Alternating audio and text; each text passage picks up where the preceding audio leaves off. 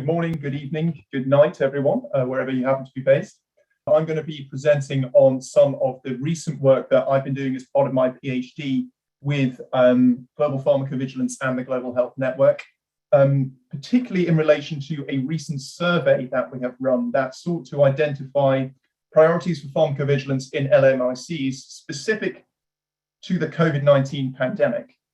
I'm going to start with a brief overview of the wider project that this research is part of. As I mentioned, this is part of my PhD, so I'll give a brief background to the rationale and methods of the overarching project.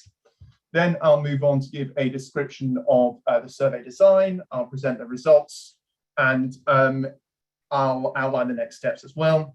And afterwards, we'll move on to a Q&A session for both this presentation and for Liz's presentation beforehand.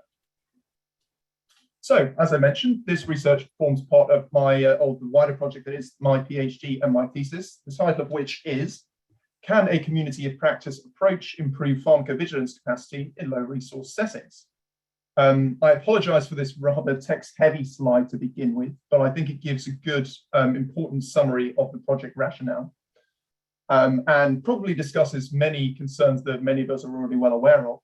So undertaking effective drug safety monitoring can be particularly challenging in low-resource settings due to a lack of infrastructure, weak regulatory systems, and limited access to training and education opportunities.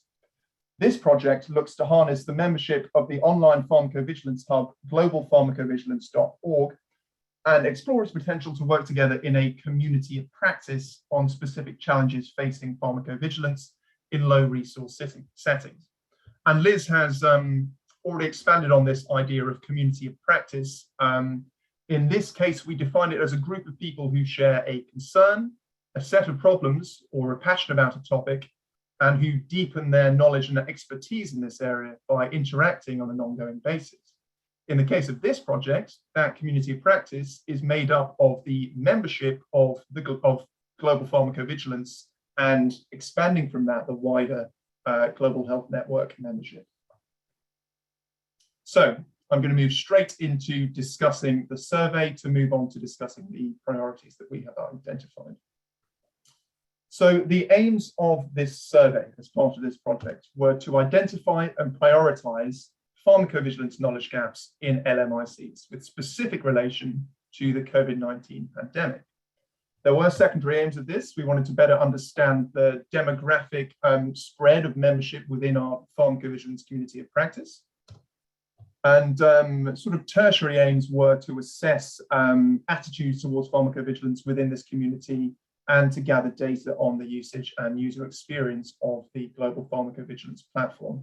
I won't be discussing these final two aims too much in detail in this presentation, as I want to focus more on these priorities that we've identified.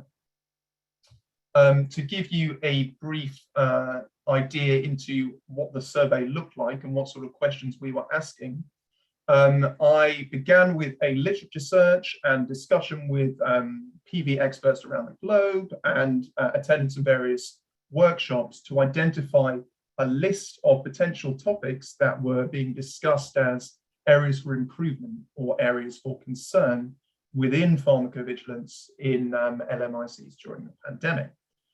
And this literature search and these discussions generated a list of 43 different pharmacovigilance topics, which were then grouped into 5 different themes. And you can see an example from the survey here. One of our themes was general vaccine pharmacovigilance, and you can see the sort of topics that covered, terminology used in vaccine PV, recognizing AFIs, how to report AFIs, so on and so forth. And each person or each respondent to the survey was asked to identify whether they thought they needed to know more about that particular topic within pharmacovigilance. So whether they agree or disagree that they need to know more about that specific area. Now, as I've mentioned, these topics, this list of 43 areas, was just something that I pulled together myself from the literature and from discussion with various people. And so to ensure that we had captured an accurate representation of concerns for pharmacovigilance at the moment, the survey went through a process of validation. Again, I'm not going to go too much into the validation process, but it was quite a robust methodology. It went through a 2-round assessment known as a content validity index assessment, which is essentially an expert-driven rating system, where content experts or validators are asked to indicate how relevant they think the survey questions are to the survey aims. As I said, this went through 2 rounds of that process, and we also developed a hybrid approach to introduce debriefing discussions with the validators to gather more qualitative feedback and in-depth analysis of exactly what the priorities were at this moment. All of the questions and themes within the survey that was eventually launched achieved a level of agreement. I think it was greater than 90%, which is a strong level of agreement that these questions were relevant to the concept that we were trying to measure. In terms of who these validators were, these content validators, there were 10 of them, and there was a varying range of experience in pharmacovigilance activities. As you can see here, the average experience was nearly 20 years, 18.2, but we had validators who had a lot of experience in pharmacovigilance, were very experienced, up to 40 years, but also people who were quite new to pharmacovigilance as a profession as well. As you see, some people less than a year. But we thought it was important to have a broad spread of range of experience so we could gather these different perspectives. Geographically, you can see that there was a broad range of global areas involved in the design of this survey. We had 10 validators that were from 10 different countries. For the sake of anonymization in this chart, we have represented the validators by the United Nations GeoScheme region that they represent. But you can see that there is a wide representation of PV stakeholders from the Global South. And we also had input from Northern Europe and Australia and New Zealand as well. In addition, what isn't recorded here is a wide range of job roles also represented. So we had qualified persons for pharmacovigilance, pharmacovigilance specialists, academics, hospital pharmacists, pharmacoepidemiologists, a broad spread of professions within the remit of pharmacovigilance. So the survey was launched in September last year and was live for 5 weeks. It was distributed via the Global Pharmacovigilance Hub and other relevant hubs on the Global Health Network, via social media, and also via email to the Global Pharmacovigilance email list as well. So, the results of the survey. I'll start with some demographics. We received 155 responses to the survey, and 54 countries were represented in those responses. You can see we got our highest response rates from India and from Kenya, but we got good responses from the rest of Southern Central Africa, Western Africa as well, Latin America and Central America, and also Southeast Asia, but also North America, Europe, and Australia as well. Of those 54 countries that were represented, 70% of them were low and middle income countries, but perhaps more importantly, of the 155 responses, the vast majority, 85%, were from people based in LMICs. Of the people that weren't based in LMICs, around half indicated that they had some connection to pharmacovigilance in LMICs, whether that was a professional connection, for example, they supported pharmacovigilance work in an LMIC, or whether it was a personal interest. A wide range of roles was represented in the survey respondents, which is shown here. You can see we had a large number of pharmacists respond, but also people based in academia and research, pharmacovigilance scientists, QPPVs, students, and 44% or 45% of respondents indicated that they held more than one role, which is perhaps not surprising. We are well aware that many people based in pharmacovigilance wear lots of different hats. Similarly, a range of institutions was also represented by the respondents. You see a large response from the university and college sector, but also the hospital sector in general, if you combine the results of public and private hospitals.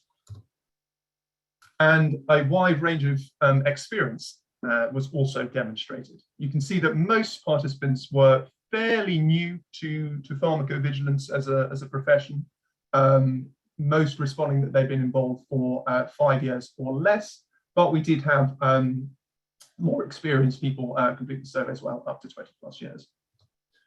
And half of respondents indicated that they engage in pharmacovigilance activities either once a week or more frequently.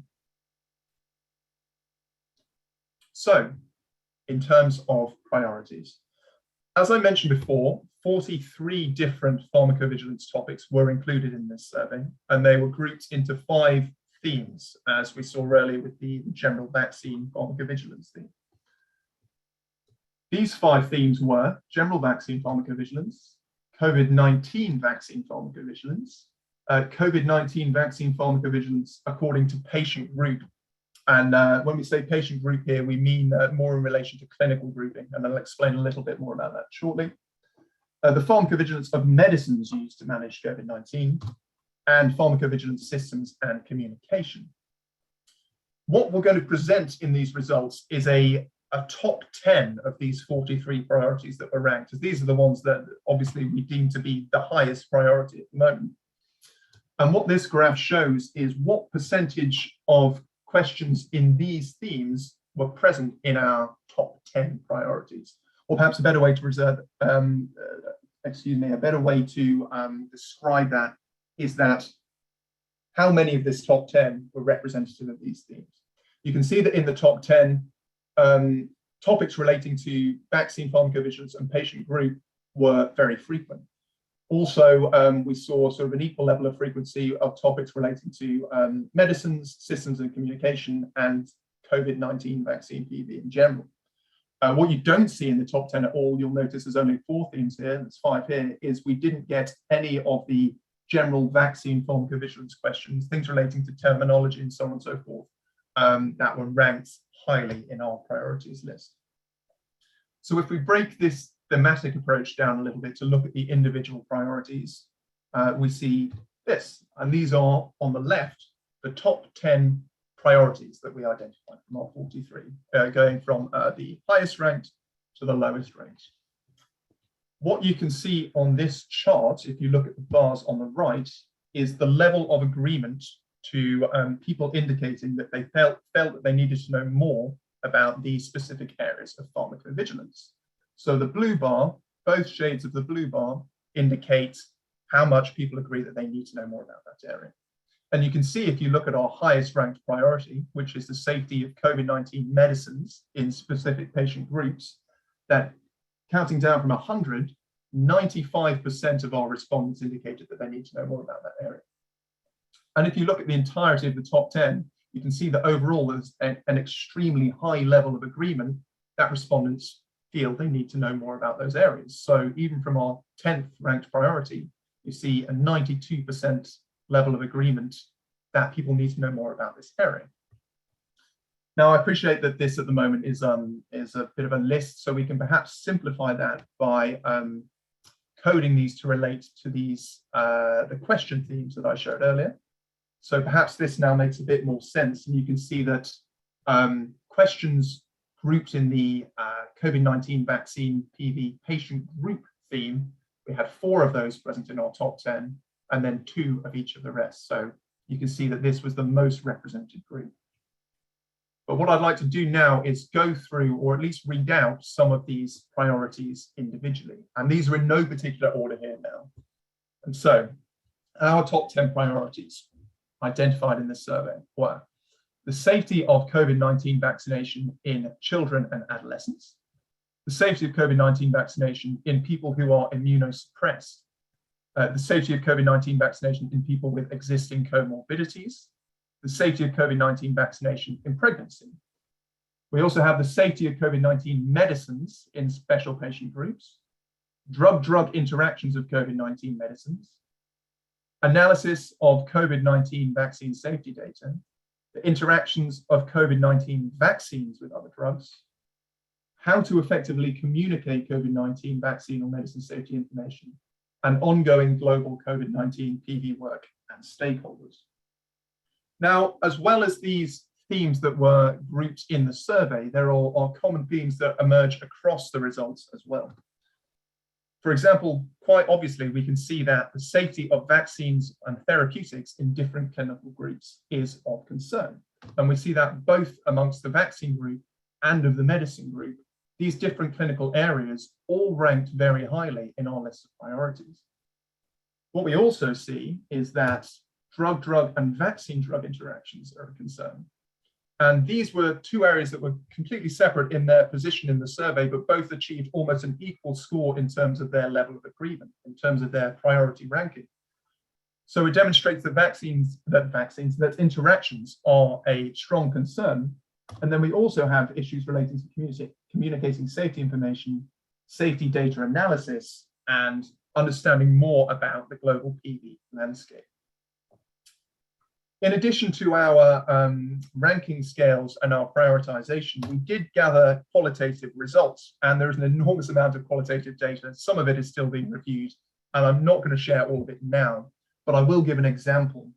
At the end of each theme, respondents were asked to indicate if there were any other areas within that theme that they felt weren't included in the survey, or if they wanted to expand on any of their thoughts. And this is just a sort of thematic outline of the question relating to vaccine safety in special patient groups, as that was the most common theme in the top 10. And you can see that other areas that people were discussing were how socioeconomic factors can affect vaccine safety, how things like poverty, ethnicity, people based in rural populations. We also saw expansions on some of the items in the survey. For example, in relation to the pregnancy topic, people indicated that they wanted to know also about the safety in women planning pregnancy. In relation to children and adolescents, people were asking if there was any information about vaccination in neonates.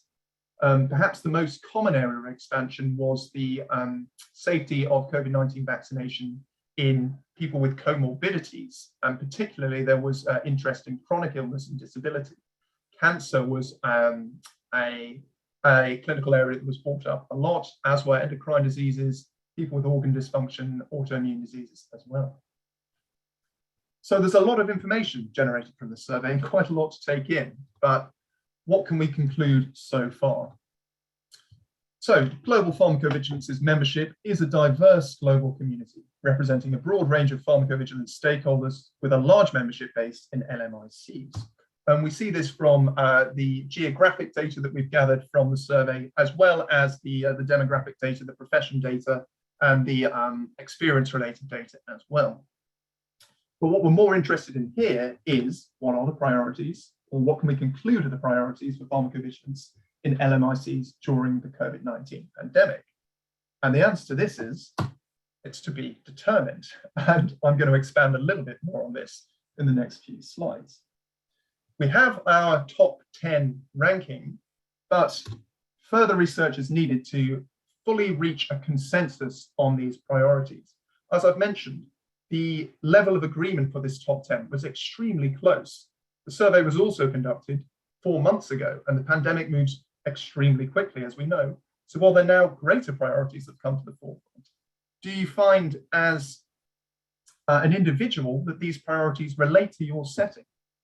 And so this links nicely into the next steps for this project. We're looking to form some working groups to address the highest priorities identified.